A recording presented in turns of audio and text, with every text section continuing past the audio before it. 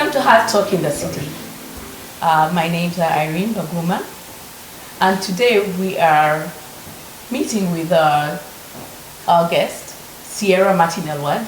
She's a community leader whose journey reminds us that confidence, honestly, grows alongside purpose.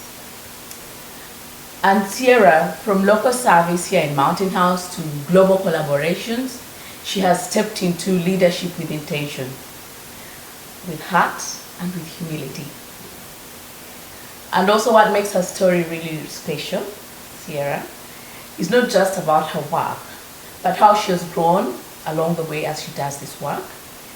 And also we'll also be talking to her about what motivates her, how her service has strengthened her, and what leadership looks like. Ciera, welcome. Thank you for joining Heart Talk in the City. Thank you for having me. Okay, before we talk about leadership and service, tell us about Ciera. Who is Ciera, the family woman? So, thank you for having me. And I am from Pleasanton. I was born and raised, I come from a family with horse racing. And so I have a little bit different background. I moved out to Mountain House about 7 years ago with my husband, well, he was my boyfriend at the time. And we have been here seven years, but it's funny because I really didn't get into the community until I joined Rotary, which was not until a couple years ago. But we lived here about 5 years and didn't know anybody. We would go to all the events, but it's really hard to meet people, you know? And so until I joined Rotary, we really didn't have any life here in town. But yeah, my stepson, he's at 15, he goes to school at Granada. He's a sophomore and is on the JV basketball team. Okay. So how do they support you, and how does serving other people, how does it help show you as a person?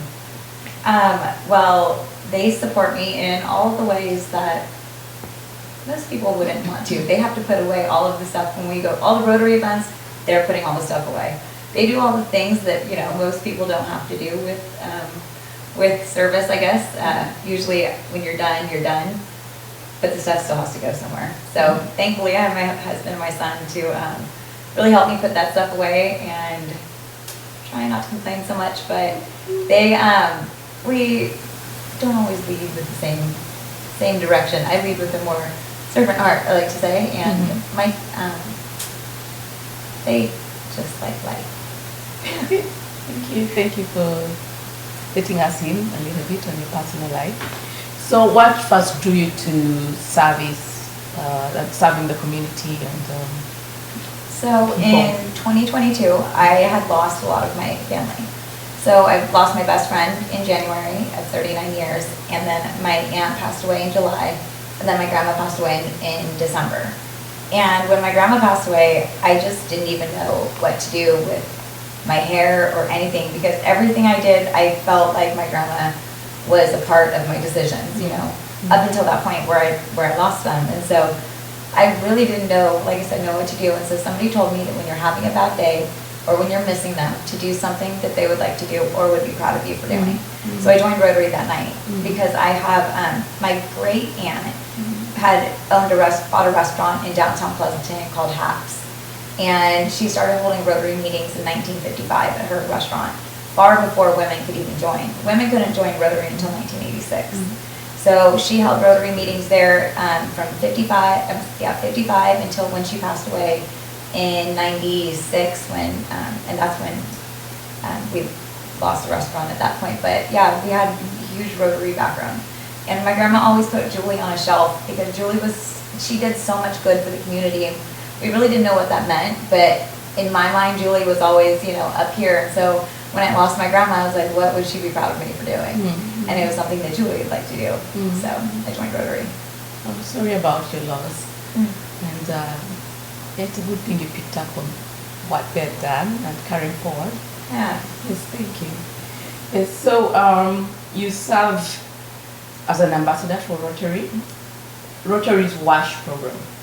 So in your own words, tell us about WASH. What does WASH focus on? What is WASH? So WASH is a Rotary action group. So Rotary has 7 areas of focus that they focus all of the attention on.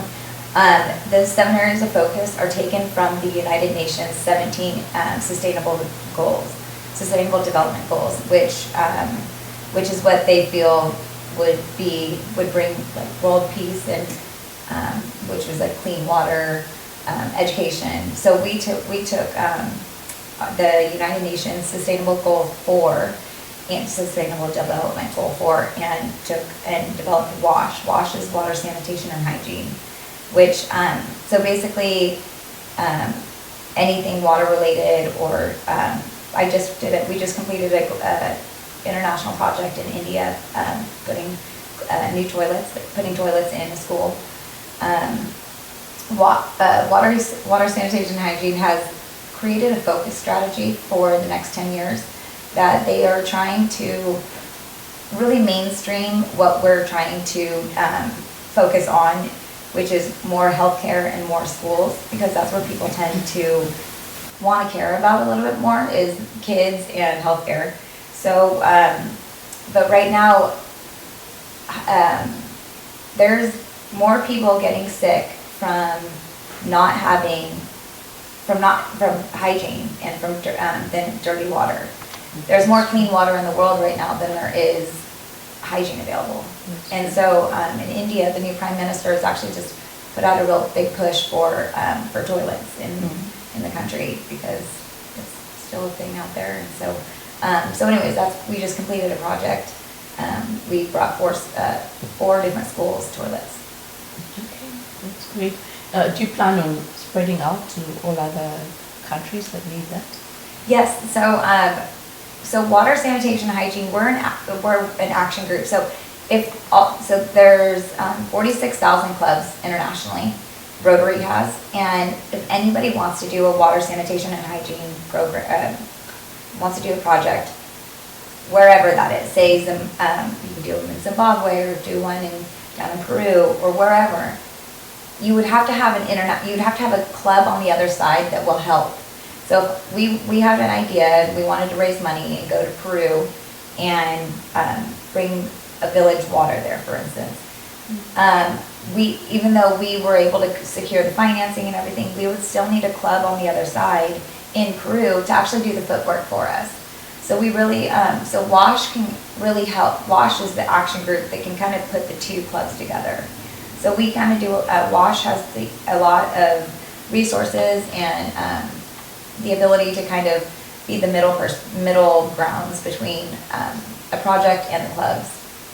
Okay.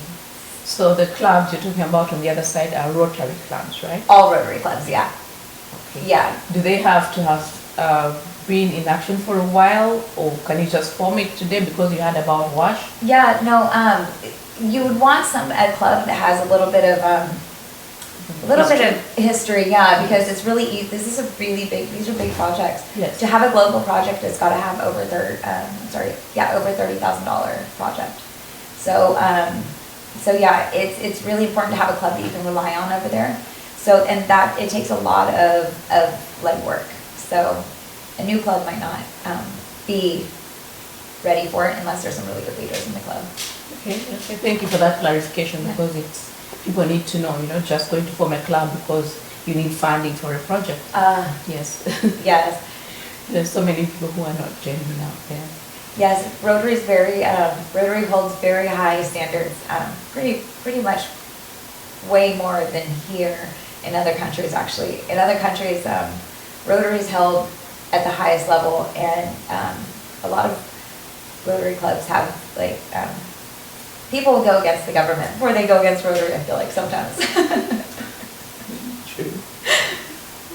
So what about that work?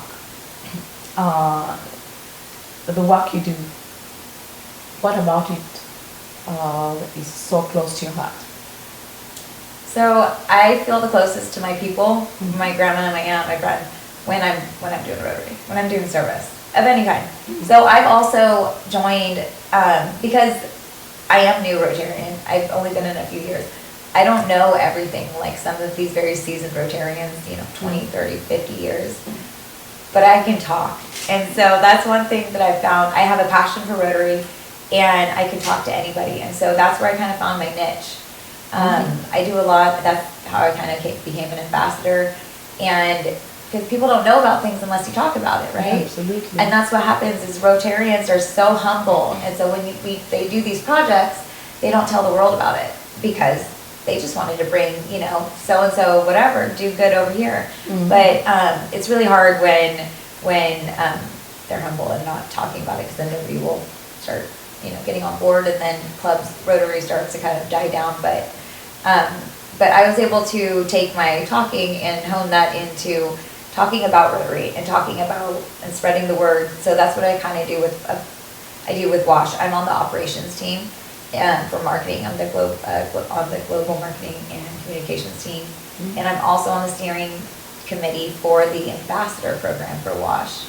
And I joined actually a local networking group, the Business Networking International, which was formed by a Rotarian in the 80s. So he's a Rotarian and started a networking group, which I ended up joining for Rotary. So really tying everything in together, bringing the talking down to a lot. Okay. Thank you for using your gift to talk about Rotary. I've heard about Rotary. Some of our family members have been Rotary, but they really don't talk about what's being done out there. Oh man. So you recently participated in a Rotary collaboration with the UN? Yeah. So what was the purpose of that collaboration? So Rotary and the United Nations have been working together for over 80 years. So in 1942, Rotary and the United Nations started working together in order to come up with a game plan for when World War II ended, to have some kind of peace in the world, and have just a game plan for it. So in 1945, when the United Nations was actually formed, it was formed in San Francisco, and it was signed at the Herbert Theater on Van Ness, it's right next to the Opera House. Really beautiful area. So they had their 80-year celebration last Thursday, the 11th, and they asked Water, Sanitation, and Hygiene to have a table there because we align with their sustainable goals. So myself and an ambassador from San Francisco, Rick Chin, and an ambassador from Sacramento, Siva Kumar, came with the three of us manned the table. And so we were able to talk to all the world, literally the world leaders. They were all walking around, and it was just so neat to be able to be surrounded by that, because I feel like Rotary has put me in places that I never would go before, and sitting around the tables with people I never would have had I not joined Rotary. So, I didn't even really know what the United Nations was until I was asked to go, and it's such an honor, and I love doing this stuff, and it's so cool to me. I actually I didn't realize who I was talking to, but the Rotary International president, he's from Italy. His wife, I was talking to his wife apparently, and she was commenting on my earrings. I was wearing these earrings, which she asked me where I got them, and I told her a truck stop in Wyoming. And I continued to tell her about this truck stop until I realized who she was. But it was just so fun, it just, they're all just humans just like us, and you realize that in those moments, so. But it was fun. Okay, that was my next question about your experience. Your experience in that program. All right, thank you for sharing. So, did that moment affirm anything deeper within you, personally, or about your role? Yeah, I just want to do more. I want to do more.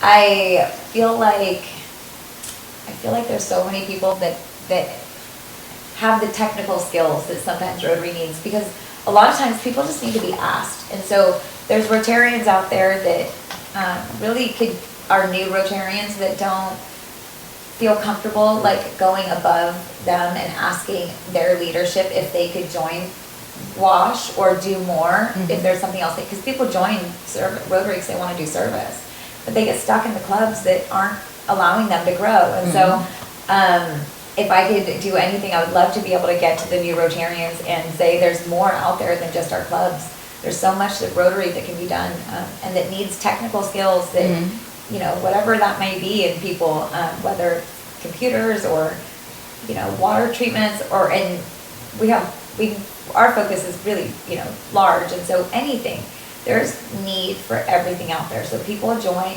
that don't join because they feel like, oh, the club, they've already got a lot of people, they don't need me. Rotary always needs more people. Mm-hmm. And so beyond what I do, I just would like to spread that, out there, because Rotary is really cool, and Mm-hmm. there's so much of it that it's made my life better. I mean, 100%.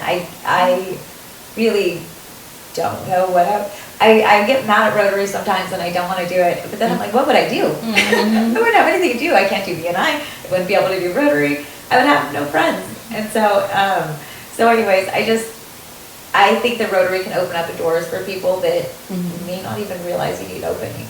Mm-hmm. And we're in an epidemic of loneliness right now, Yes. So everybody needs somebody right now, and it's really hard to make friends as an adult. It is. Where do It you is. meet people? I mean, we went to the music in the parks for 4 years, and we would say hi to people and meet people or whatever, but you can't like ask, like, oh, do you want to go out to dinner? Like, that's really awkward, or something. And so I've actually tried that, and people are like, oh, I'm married. I'm like, I'm not asking you on a date. So anyways, Rotary really can help, once you start allowing that, once you allow it into your life, then everything kind of can start changing, because you've allowed change into your life, I guess.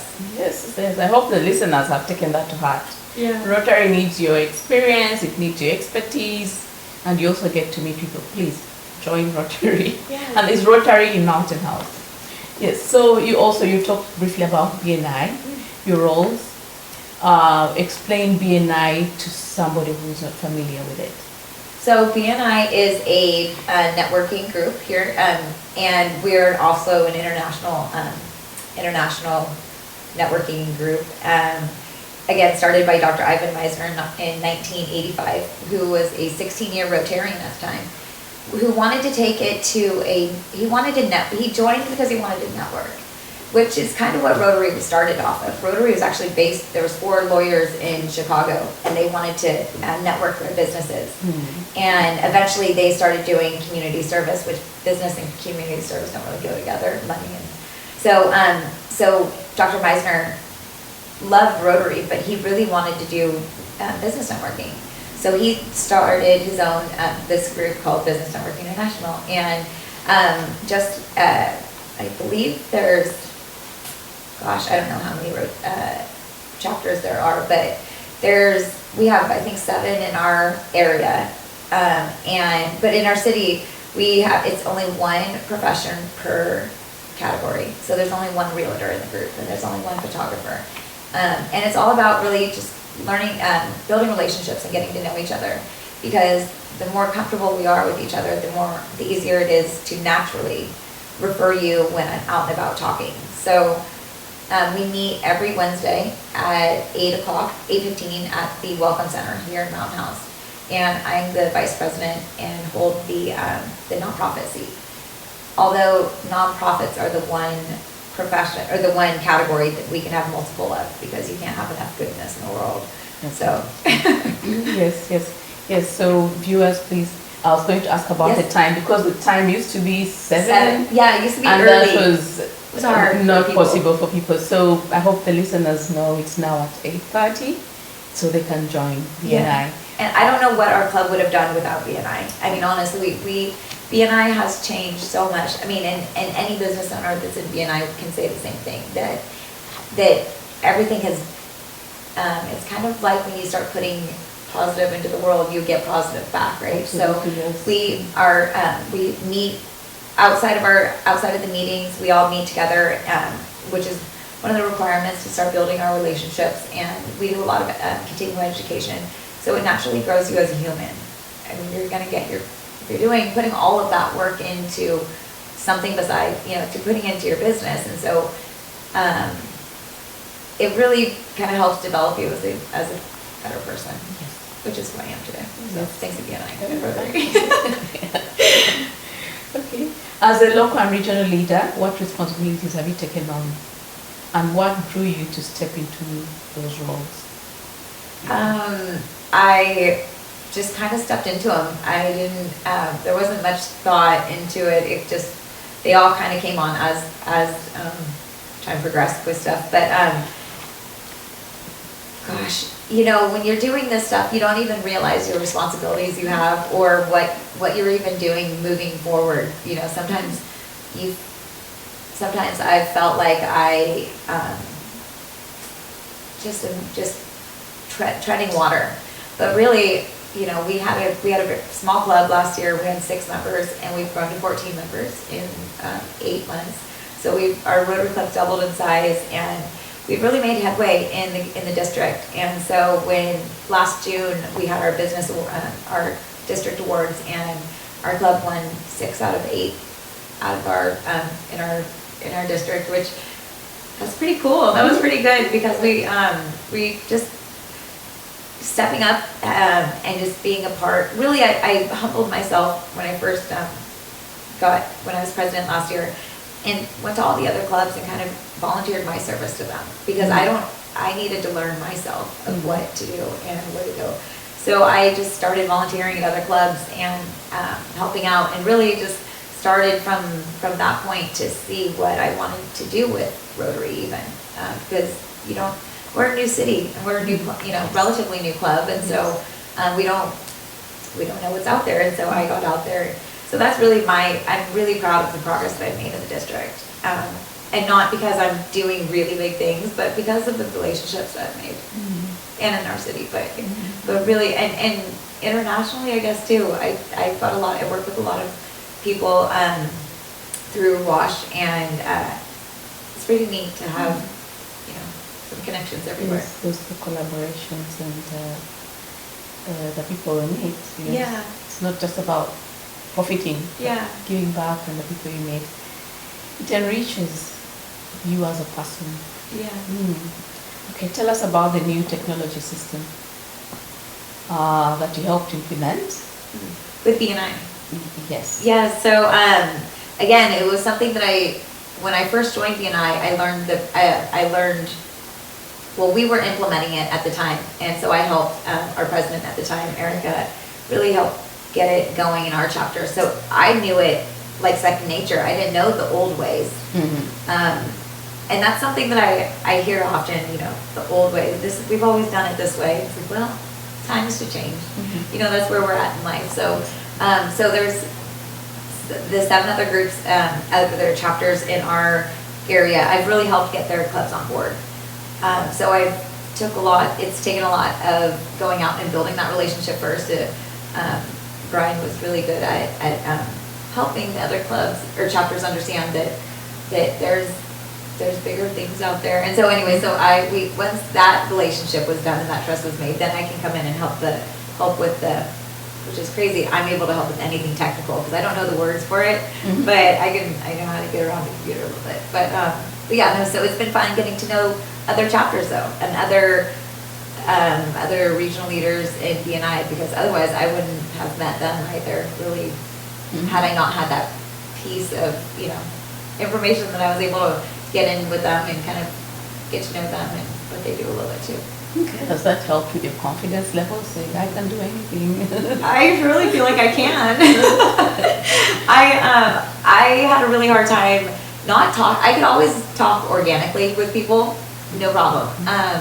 But when you ask me to get in front of people or speak, I would cry. And so I guess, learning that I had something to offer, I guess. When I started to realize the value that I had, with these niches, I guess, so to speak, and beyond. So that definitely helps. But just getting to know people, really just across the board, I feel like has allowed me to kind of walk through conversations a little bit better, I guess. Right. Okay, Rotary speaks of service above self, while BNI talks about givers gain. Yes. How do these ideas show up in how you live and how you lead? Well, it's funny, somebody asked me last year, service above self. So Rotary has a 4-way test. So out of all things that we think, say, or do, this is Rotarians, what we all, so first, is it the truth? Is it fair to all concerned?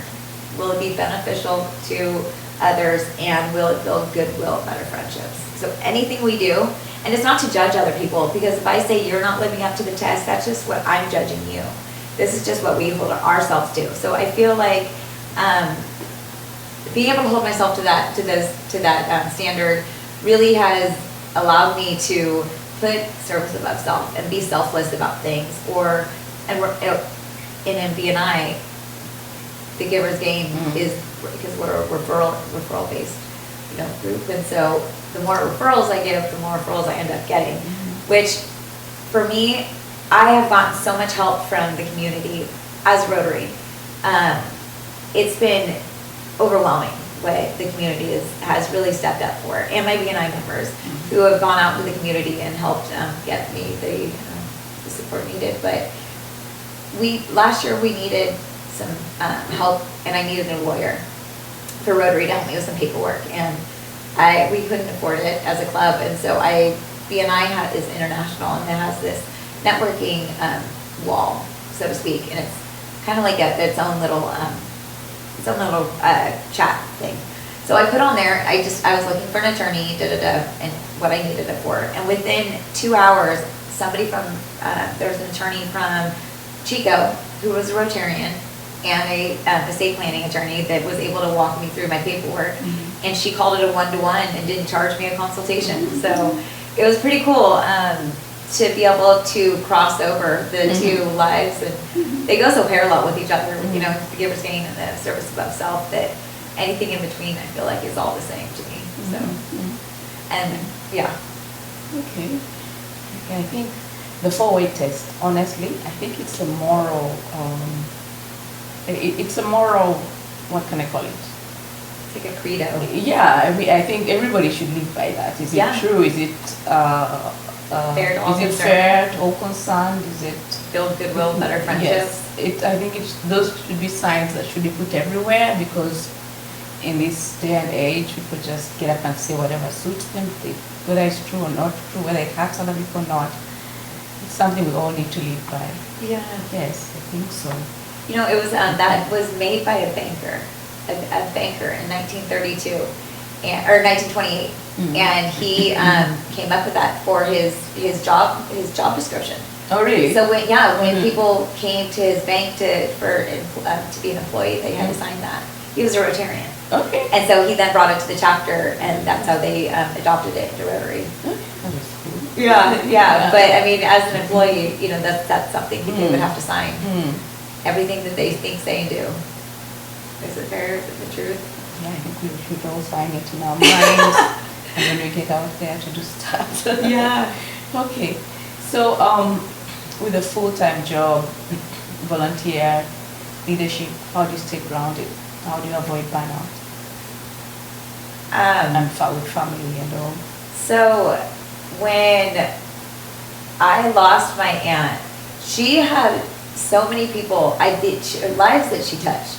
And you didn't realize it until the funeral. So when I really stepped into service, my husband, it kind of became a thing where this was going to be what makes me a better person. And we both kind of found a happy medium, but I just do as much as possible.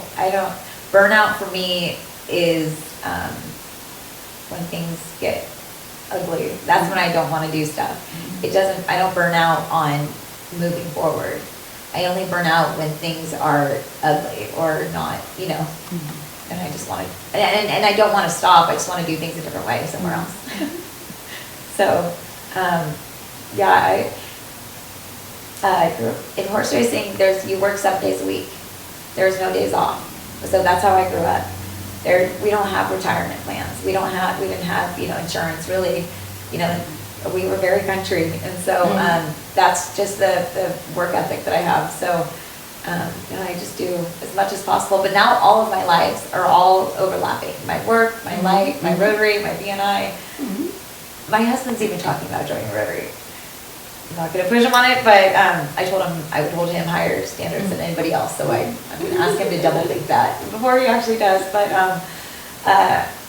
when it all kind of goes together, it doesn't feel like you have to really juggle anything. You just have to schedule it. I'm terrible at that. So. and also don't overlap and don't do things that, sometimes some of us sometimes you overschedule. You find, oh, I have about 4 appointments today or something, and then you get exhausted, you get confused. But yes, horse racing briefly. Yeah. Did you compete? Yeah, so that's my size. My whole family's in the horse racing business, and tall people don't really happen in horse racing. Jockeys have to be less than 114 pounds to ride a horse with their saddle, tack, and boots on. Really? Yes. So all of my family is very small, and so I grew up. I was in a rodeo accident when I was younger, actually, and I came off my horse and hit a pole. I had 11 root canals in one summer, which led me into the dental business. So I work in dental. So it actually is kind of full circle a little bit there. But yeah, horse racing is really special. There's a lot of, horses are amazing creatures. I'm actually going to starting a nonprofit for equine therapy for kids with special needs and taking retired racehorses, which California's horse racing has kind of gone down the drain in recent years. But my family all kind of, it's deep in my blood. It's deep in my, and I advocated for horsemen for a long time. I actually did some advocacy work, and I really fell in love with service when I was helping the horsemen, because there's so many people that don't have insurance and don't know the ropes, and so advocacy is one thing that I got from horse racing. I was never tough enough to be in horse racing. My family, I didn't like the element, and I didn't like to sweat, or I'm worthless when I'm cold. So, and out there you have to do everything outside, and so I've got a job in the office. But I love, that's where my heart is on the racetrack. But in the city, well, kind of like the Beverly Hillbillies Mountain House. But through this conversation, I realized you sort of go full circle. Whatever you start, you go full circle, which is, I know you got to follow along. Special gift. Sorry. Yes. So you've served the Mountain House on global platforms like the UN. What has this journey taught you about small acts of service? So you don't realize what little small act you're doing, until you're there. And there's a couple girls here in town that, and they're twins here in town. I just love these girls, and I didn't realize what an impact I was making by these little things that they're doing until recently, and they had approached me, and these girls have a lot of confidence, and they're uber smart, and to hear what they, and I don't feel like I do anything differently, but they said that my confidence and the way that I'm able to kind of maneuver through the community, because they know what kind of situations we're in sometimes.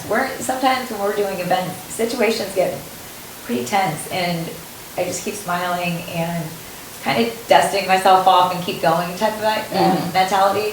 And so that they've really appreciated, and even their mom had reached out to me and told me in great length how much it's meant to them. And these, like I said, these girls, I sit up straighter when I'm around them. Like I just couldn't imagine I made an impact on them. But so that was pretty cool. Oh, that's good.